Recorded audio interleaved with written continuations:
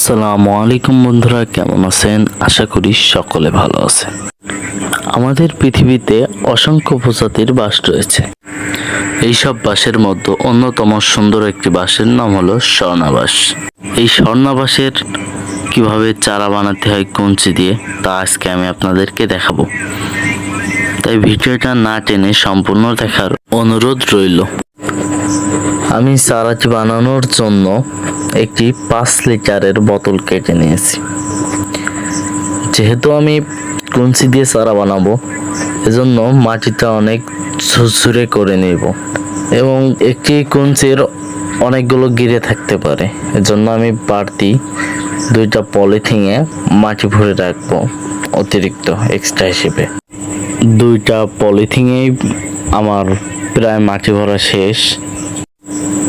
এই ঝাড় থেকে আমি প্রায় কয়েকটি চারা বিক্রি করেছি এই একই পদ্ধতিতে চারা বানিয়ে কঞ্চি দিয়ে। একটা জিনিস মাথায় রাখতে হবে যে আমরা যে কঞ্চিটা নেব সেটা যেন পুরনো বাঁশের কঞ্চি হয়, কারণ পুরনো বাঁশের কঞ্চি নিলে কি হয় যে কঞ্চিটা আমরা নেব ওটা অনেক বয়স্ক হয় এবং তার যে মূল গোড়া থেকে তার শিকড় বেরোয় আর কি। আমরা এখন এই কঞ্চিটা আমরা কেটে নেব, এমনভাবে কেটে নেব যে যেন আমরা যে কঞ্চিটা নেব আর কি ওইটার জন্য না আঘাত হয়। দরকার যে বাঁশটা থেকে নেব ওইটার ছাল উঠলে সমস্যা নাই, কিন্তু যেন কঞ্চির কোনো সমস্যা না হয়। আমি এখন এই কঞ্চিটা কেটে নিচ্ছি। কঞ্চিটা কাটার সময় ধারালো অস্ত্র ব্যবহার করার চেষ্টা করবেন। খুব সুন্দরভাবে দেখা যাচ্ছে শিকড়গুলো, কিন্তু কঞ্চিটার গোড়ায় যে কঞ্চিগুলো হয়েছে সেগুলো আমরা কেটে নেব প্রথমে। তারপরে এখন আমি মূল যে কঞ্চিটা ওইটা কেটে নিচ্ছি। খুব সাবধানে কাটতে হবে যেন যে কঞ্চিটা আমরা কাটছি ওইটার যেন কোনো ক্ষতি না হয়।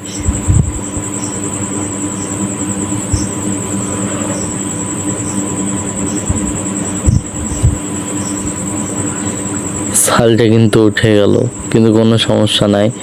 আমার যে কঞ্চিটা সেইটার কোনো ক্ষতি হয় না, এজন্য আলহামদুলিল্লাহ।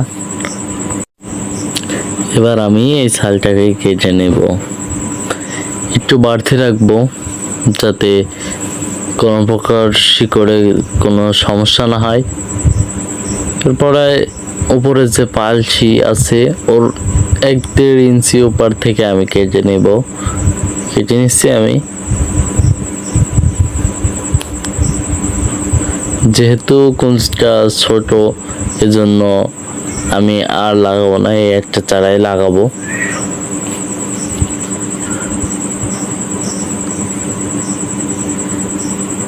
দেখছেন এই কঞ্চিটা কিন্তু একটা গিরা আমি লাগাচ্ছি না, এইটা আমি ভালো সাইজ করে কেটে নিচ্ছি। এখন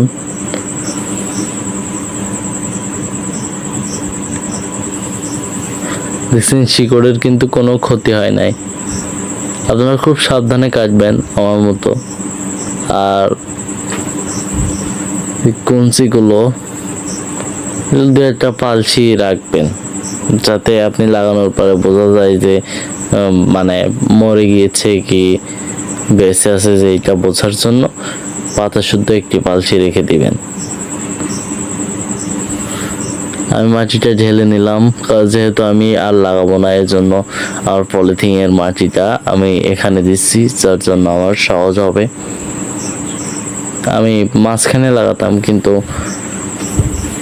বোতলের যে উঁচু নিচ থেকে যে উঁচুটা থাকে ওর জন্য আর কি আমি বাঁশটা এক পাশে লাগাচ্ছি। একটু গেঁথে দেবো, ভালো করে গেঁথে দিতে হবে। এখন আমার বাঁশটা লাগানো কমপ্লিট হয়ে গেল। এখন বাঁশটায় আমি পানি দিয়ে দিচ্ছি।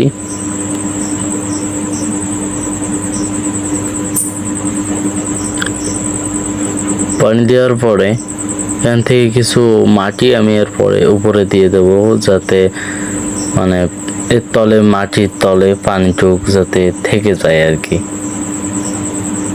থাকলে এর উপকার হবে যেটা, সেটা হলো এই যে পাতাটা যদি শুকায়া পড়ে যায়, তারপরে 15 দিন থেকে 20 দিনের ভিতরে এই বাঁশ থেকে আবার পাতা গজাবে আর কি। যেমন বাঁশের কুড়া বেরোয় অমন করে মানে কঞ্চি বের হবে আর কি। তো ভিডিওটা কেমন লেগেছে কমেন্ট বক্সে জানাবেন। যদি ভালো লাগে অবশ্যই একটি লাইক দিবেন। কাজ সম্পর্কে নতুন নতুন ভিডিও পেতে আমার এই চ্যানেলটা সাবস্ক্রাইব করে রাখবেন।